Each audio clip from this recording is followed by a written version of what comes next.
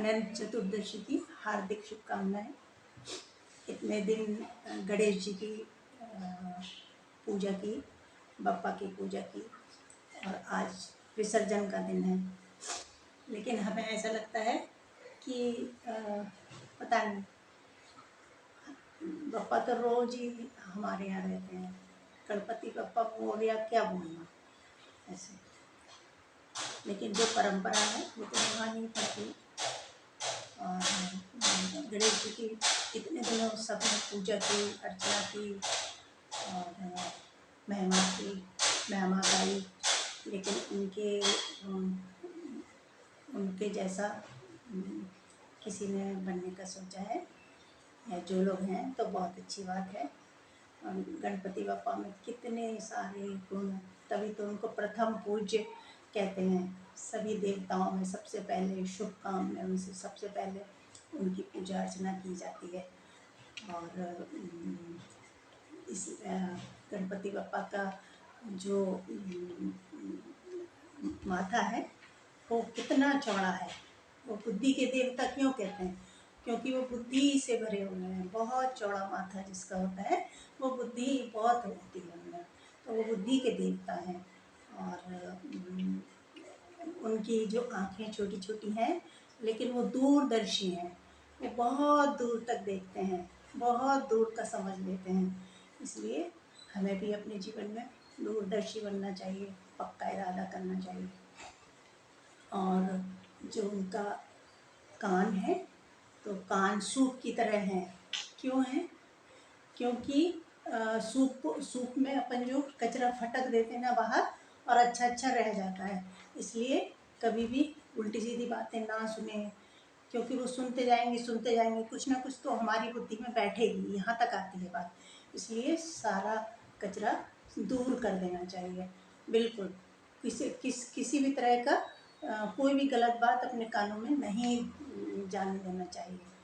और उनका जो एक दांत है, एक दंत कहते हैं, तो वो एक दांत इसलिए है कि भगवान कहते हैं कि हमने तो तुम्हें एक ही सोल, एक आत्मा बना के भेजा है, लेकिन लोगों ने उसके टुकड़े टुकड़े कर दिए, जातियों में बांध दिया।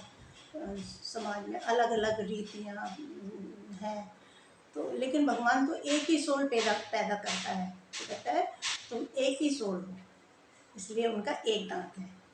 और कुछ ये भी कह सकते हैं कि हाथी के दांत दिखाने के कुछ और, खाने के कुछ और, जो कहावत है। तो दिखाने के और खाने के एक से ही होना चाहिए, एक ही जैसा होना चाहिए। क्योंकि अगर आप दिखाने के चक्कर में अंदर से और बाहर से दोनों तरफ से आप एक से ही होना चाहिए।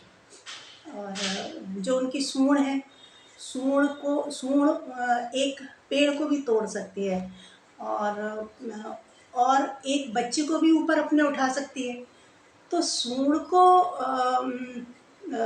माने आप अंदर से भी आपकी सोल सॉफ्ट भी है और बहुत ताकतवर भी है।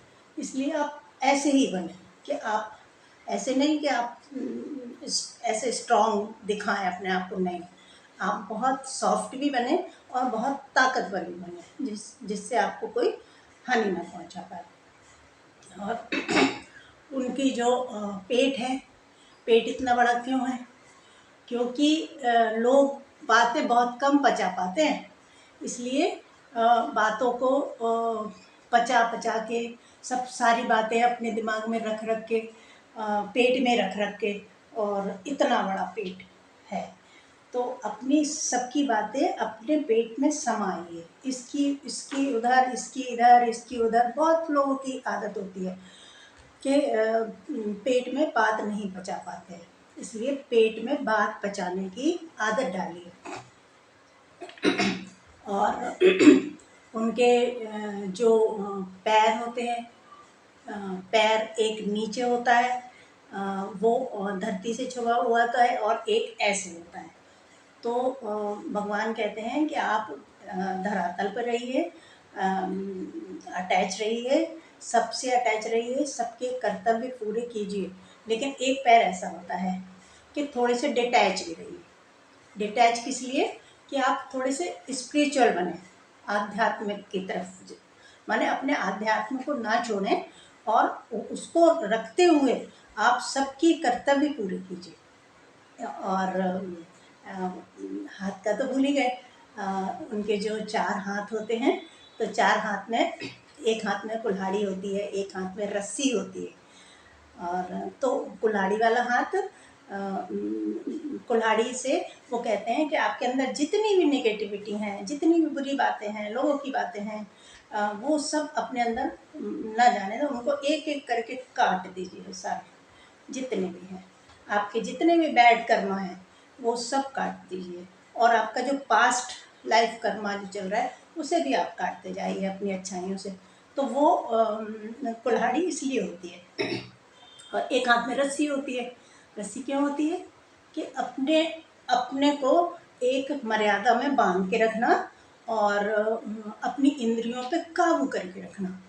ये उनके हाथ में जो रस्सी है वो ये शो करती है। और उनका जो 2 हाथ और हैं, तो एक हाथ उनका ऐसा रहता है और जो सबको आशीर्वाद देने के लिए होता है। तो वो कहते हैं कि सबसे ऐसे ना करिए, आप सबको ब्लेसिंग्स दीजिए, जो आप पे बनता है वो कीजिए, आप लोगों के लिए अच्छा, सबके लिए